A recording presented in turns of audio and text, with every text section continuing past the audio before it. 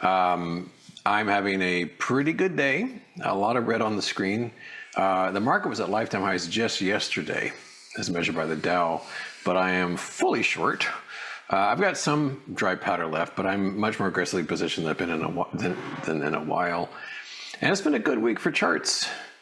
You know, I got bearish on XOP because the right triangle, that worked out. I called the top on SpaceX, which was insane. That worked out, although I was really worried that I shot my mouth off on that one. Gold, Bitcoin, a lot of good things. A lot of good things happening. And I've got a goodly number of charts to thumb through. So let's jump in. And we begin with the NQ, the tech-heavy NQ, which is having a strong day up, hundreds and hundreds and hundreds of points. We're near lifetime highs on this. And we're still below the broken trend line. We're just below lifetime highs. And I'm very short right now. In fact, I've gotten so bearish on tech that I'm even shorting stuff that if I had any sense I would not be shorting, like those bottle rockets over in storage media companies, and even some semiconductors here and there. So yeah, the gloves are off, the bearish gloves are on, and I'm just shorting anything with a ticker symbol. But still being very impatient with anything that doesn't behave itself. I will chop things off as needed, if not behaving, but otherwise, you know, obviously with 40 different positions now, all bearish, I'm ready for some downside. SMH was interesting this week. We're at a lifetime high right now. I was already short by way of being long January puts, and I added to them here on this day. I sold them, some of them, here, and today I got right back in again. So, you know, these things have like hundreds of days on them left, literally, so I'm not sweating bullets on this one. The interesting thing about this trend line is that right now, with all the strength, we are exactly below the broken trend line, which if it holds and repels it, that's exactly where I'd like to get more bearish, which I did. So this is by far my biggest options position. January 2027 puts on SMH, and we will see how it goes, because this, all the stars are lining up except for this one. But if this starts to turn south, if this starts to weaken, because it seems to be feeding on itself right now, but if this starts to weaken, then all the stars will be fully in line. So I'm ready if it happens. One item I'm not shorting, although it's still in the realm of the kinds of stuff I am, is SanDisk. It's very young, has very little history to it. Lifetime high on this, and it's been playing jump rope with its own trend line here. It's above it right now. However, I have shorted earlier today storage technology STX, or Seagate, excuse me, STX, and that is teetering on its own trend line here. I'd like to see it break it, of course. Lifetime high earlier today, but I'm short that. Also short WDC, Western Digital. Did that earlier today. And you can see that on both an intraday and a present price basis, lifetime highs on this one. But these have all been just bottle rockets. I mean, look at this, just straight up.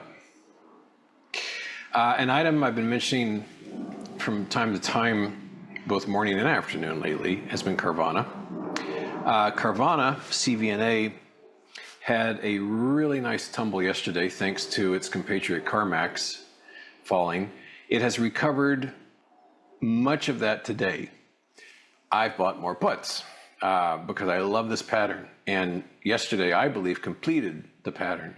And these are my only short-term puts. And for me, short-term is like September instead of next year. But should the happy day come when we wake up and this thing's just plunging like crazy, then I'll get out.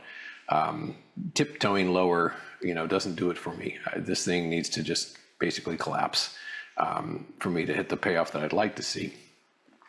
It's profitable so far, sure, but you know, that's not why I'm in it. I'd rather have a nice fat profit when I'm taking a position this aggressive. So I still like Carvana quite a lot. Let's take a moment. 1 week out now. We have 5 trading days in the bank, I guess. Do we? Yeah. 4 plus 1 is 5. Yeah, the math checks out. So this came public, of course, last Friday. IPO price of 135, and it opened much higher than that, or somewhat higher. The low, let's just call it 150. It's 149.34, but just make it simple on ourselves. So 150 has been the lifetime low so far. On a 24-hour basis, it got as high as almost 230. It got up to like 228 something. And yesterday was the first red day in its whole history, which was the 4th day. And then today we have another red day back to back. So judging from the IPO price, it's done great. I mean, it's presently at 170. Let's call it 180. It's presently at 180. The IPO price was 135. It's done fine. It's been out a week. It's done just great. But I've got to believe some people are getting a little bit nervous. And I would not be completely shocked if we actually saw this trading next week at, a lifetime low, which sounds very dramatic, but just means like below 150. Because at that point, what it can be said is that every single person in retail land, well, every single person who's bought this as a public entity post-IPO is in a losing position. We're not there yet. I was also stunned to see that even though the options on this just came out this week, it was like the top options volume of anything, if I recall the article I read correctly, which is sort of stunning. So a lot of attention on SpaceX, a lot of trading activity around SpaceX, and about a 20% dip from that peak we saw. I haven't looked at the other space stocks like AST and all that. One I glanced at was Firefly Aerospace, and this has been pretty much read every day for weeks at this point. It's gone from the 60s down to the 20s, and as I've said over and over again, the thrill of the anticipation. It's like the why. What are the wisest words ever from Star Trek? Well, that's a rich canon to draw from, but I think it's when Spock said that wanting is better than having. And that is definitely the case when it comes to all these rocket stocks. Wanting SpaceX to come out, anticipating it. The psychology of tomorrow. Won't it be great when? Fill in the blank. That is a very seductive mistress for humanity, and definitely worked in the world of rocket ships. So, I haven't thumbed through them, but they're certainly, the fever's been broken. One item that I also shorted not too long ago, which is in the same category as the bottle rockets I've talked about, is AXTI. That one's doing fine already. The others I'm just kind of hoping break. This one's broken, and we're down today on this double-digit %, which is cool. And just to back up here, you can see that until about, a month or so ago, this thing did nothing but go up. And we had a whole series of higher lows and higher highs. And the tippity top of this was right there. It opened basically at its peak, and it's been slogging down. I don't remember exactly when I got this. I'd like to think I got it here. I'm not sure. But it's definitely very profitable so far, and I'm hoping to hold on to it a lot longer as we unwind some of that bottle rocketness. Another item that has done well is Equinox, EQX. I mentioned this yesterday. I think I was castigating myself for not doing a better job with my gold trade, which I kind of screwed up 9 ways to Sunday. But I did short this one before Warsh yesterday, and this is working out well. 2 nice fat red bars on this one. And as I pointed out yesterday also, I think they're all starting to blend together. It was bad enough when I had 1 show. Now I'm on 2 shows, and so I'm not sure who said what to whom. But I think I mentioned the very nice top on this, and we're reversing away from that, because gold is down triple digits again, and the miners are falling too. Some other various and sundry shorts out there. I mentioned this one earlier, H&R Block. This one has been slipping for weeks now. And today it's down about 2.5%, but so far so good. Hang on to that. There's really precious little I'm closing. I toyed with covering Microsoft just because it was such a big profit so far, but it's like, well, why? I mean, this chart stinks, so just tighten up the stops. That's what I've been doing, tightening up the stops. XLF, I shorted early today because I noticed, I haven't drawn it here, but I noticed it was pinging right up against its trend line. And so far so good on this one as well. We've got a nice fat bearish engulfing pattern on this, down about 0.8%. And we'll see how that continues to go. The trend line is pretty sure I had drawn it. I don't see it anymore, but it was something like that. Yeah. So we've been dancing with that trend line, but we've got a nice reversal on that today. Just because I was like, well, I might as well say one long idea. I'm not doing anything about it, but I just want to mention KLAR, Klarna, looks kind of interesting. It has been executing a series of higher lows. It has pushed above its price gap.